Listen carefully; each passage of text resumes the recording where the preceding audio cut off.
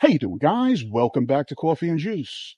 So recently I did a video, it was called Depressed in Thailand, and a comment came up on the board basically asking for a little bit more of an expansive viewpoint on what I said right here.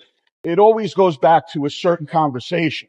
If you don't have the discipline, because once again, people will say it's a lot cheaper out here, but it depends on what you decide to do with your free time.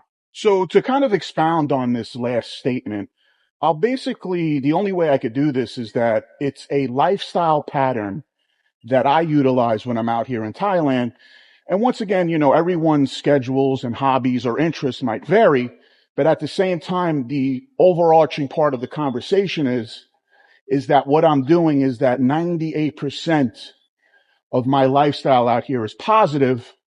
Then every once in a while, I'll sprinkle on the negative, if we could call it that, or a little bit of the circus type atmosphere.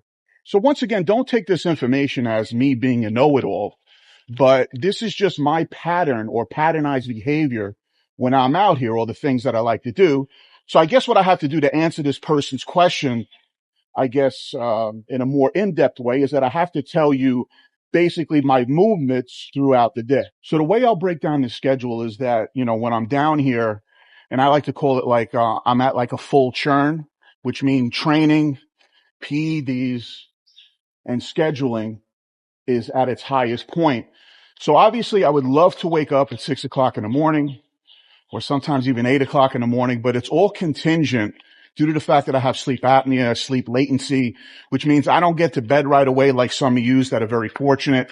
So I feel when I wake up, do I need to go back for 2 hours and sleep? I might do that. But let's just say for argument's sake, I wake up anywhere from 8 to 10:30. So now at this point, what I do is that I will take my pre-workout, whatever that is. Okay, obviously, certain things I won't talk about on the channel, but you could fill in the blanks. And I do that on an empty stomach. And then what I do throughout me training for quite some time is that I have a little bit of food, a little bit of protein, a little bit of carbs, just to keep my stomach with some calories in there. And then I go train with weights for about 1 hour. So now once I'm done training, my weight training routine, what I'll do is I'll either walk around and talk to you guys for about 20 to 30 minutes. And then I sit down and I have a legitimate high caloric breakfast with proteins, fats, carbs, because I feel that after your training, you need to replenish yourself with the proper nutrients because there won't be any hypertrophy or muscle growth. So that's something that I do. Now, depending on the weather, okay, if it's very sunny out, what I'll do to get that vitamin D is I'll head to the beach for a dedicated 1 hour. I'll lay in the sun. And then after that, I'm going to hit a 2 hour deep massage. So I'm going to do an hour foot and I'm going to do an hour deep tissue or oil, as they call it out here. So now once I do that, I basically will go back and I'll take a nap. And then probably in the nighttime, what I'll do is I'll basically schedule a Muay Thai private and I'll hit that for an hour and a half. It really depends on the school where you train. Sometimes it's a half-hour pads, but certain places it actually could be 90 minutes. So that could be variable. So once I do my private and the guy basically made me into soup, what I'll do is I'll change up my clothes and then I'll basically go eat again. Once again, hydrating throughout. And, when it comes to the monk lifestyle, it's a little bit of redundancy, which means that this pattern will keep replicating itself over and over with a little bit of nuance in between. So now, some of you might say, well, when does this guy, indulge in the adult entertainment? Well, the thing is that all I can say is that, and I'll leave it as just a blanketed statement, is every once in a while, whatever that means to you, you might want to partake in some entertainment. But one thing I don't do regarding this monk lifestyle patternized behavior, and I'm not saying I'm a monk, it's just an expression or a moniker. So now to understand the mindset or the monk mindset is my day pretty much revolves around the betterment of myself. And basically it's physical work. Now for some of you that are a little older on the channel, or maybe not even physically fit, or maybe you even have no experience with weight training or Muay Thai. My thing is that, and a lot of times the loss of the ego will make you a better human being. So what? You can't throw a roundhouse kick. You can't throw a jab. Why don't you just get in there and do a little bit of work? Because the result is, if you don't train, you'll always be terrible. But as you train, you'll get better and better as you go. And at the same time, you're working on your cardiovascular system. And then once again, that translates into you being more aesthetic and more desirable. So what especially is going to happen the next time I come down to Thailand, because remember, I go back and I'm going to give you about 6 months of van life, living off the land footage. Hopefully you support the channel and you're into that. Maybe you'll get something out of that as well, because if you're into a nomadic lifestyle, that could be part of it. It's just a different version of being a nomad. So when you're in Thailand, what I schedule, and probably coming up, I'll schedule a little bit more, is that I schedule my injections at a legitimate clinic, which means I already told you that I'm pretty terrible at pinning myself, and I'm honest. So what I do and what I work into my patternized behavior is that I'll get injected twice a week. And then when I do this next thing that I have in store for you guys, which I'm going to call the kitchen sink, is where we're going to step on the gas with the PEDs and we're going to see what I look like and what I feel like. So part of my patternized behavior is getting injected twice, maybe even 5 times a week, intramuscular. So now also to recap on some of the videos that I already have done, which you can find in Thailand Blueprint, is that if you attach yourself to a holiday girlfriend, that's fine.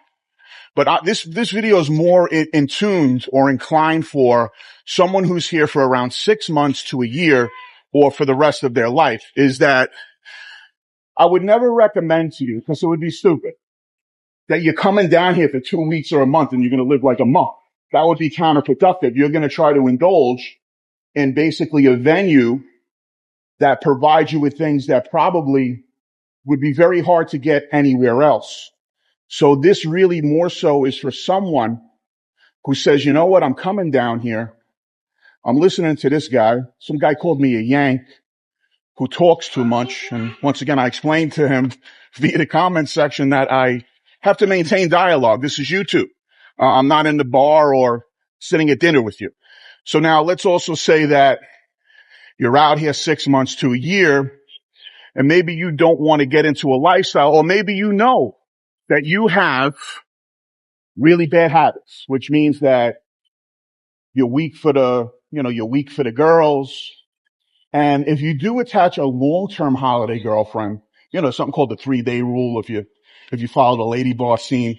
But the thing is that woman or that entity, whatever you're into, is going to absorb the majority of your day, which means you're going to have to entertain somebody. So now when you entertaining somebody, this whole healthy lifestyle or this trajectory that you want to have to improve yourself spiritually, physically, whatever it might be, is going to be thwarted by another entity. So, don't get me wrong. We all need that physical, emotional support, if I could call it that, with a significant other or an entity that provides that. But all I can say is that if the monk lifestyle, because this is the crux of the conversation, in my opinion, I like to use the word sniper, or you're going to be running a very small operation here and there, and that's what you're doing. Because if you gravitate to something long-term out here with a entity or a subject, they're going to basically try to embed themselves. And I know stories from expats that live out here, and they were telling me that, listen, if you want to get rid of or like push a girl out and you don't want to see her anymore. They were telling me, and this is more than one story, is that they had to physically remove these people from the condos and tell the security guards, don't let that person in. And once again, when a girl tries to embed herself, or a lady boy, is that you notice that they start trying to move their stuff in. So it becomes more difficult to get them out. So just keep that in mind. So now let's kind of close out with the monk lifestyle pattern. So as I start to wind down, with my, nomadic adventures here in Thailand, there's a lot of YouTubers out there that, create content. And what I say to you, as opposed to probably what other people would say, is I say watch as many people as you can, get a mosaic of information, and try to chart your course contingent on what you think your lifestyle is or what you want it to be, because this could be a fresh start for you. You could say to yourself, you know what? I was living some type of way. I want to clean up my act. And I bring out weightlifting and Muay Thai, but you can basically deselect those and you can insert hot yoga. Also, again, you could throw in a backpack. You could walk for a couple of hours. Once again, see a doctor before you do all this. Because once again, the climate and the terrain could be quite rough depending on where you're at physically and health wise. So hopefully this little breakdown of my life and what I do maybe could be helpful to you if you wanted to replicate it or just understand what I mean by, a monk lifestyle. So once again, when my day revolves around training and recovery. So I'm a little bit of an older guy. So the thing is that I like to front load a lot of times all my training, meaning that if it's an ideal day for me, I'll lift weights, and then in that cluster of time, because once again, I got the PEDs and the pre-workout still in my system, is that I'll be an hour of weights, and then it'll be an hour and a half of Muay Thai. And that's pretty much, I'm pretty much on the brink of death at that point personally, because you're also just trying to survive. And that's more advice I could give, anybody that comes out here. Look, I'm not looking to go into the stadium. This isn't one championship. So the thing is that just try to survive your private class or the classes that you take. The reason I don't do classes, just don't think I'm a snob and I'm going to pay my money for a private, is that if you got injuries or you're trying to preserve your body to be healthy, and let's say you run a class, not everyone speaks the same language. So you might say, don't do this or go easy. And there's a kid who's 21 looking to become a pro or is just a jerk off. Once again, I think I'm past the part where I can say that word. So now he may injure you in such a way that there could be no coming back from that. So the reason why I run a private is that I can control the tempo, the pace, and I can have a conversation with the trainer, which sometimes gets lost in translation because sometimes they look at me and they'll be like, you know what? They say, you know what? This guy looks like he's ready for something, but I'm really not. I'm just like you. I just want to, burn a couple of calories, develop technique. So, hopefully you got something out of this, couple more days in the region. And I want you guys to be all right if you guys are going to be inbound or in country here in Thailand. So coffee and juice, be well and have a wonderful day.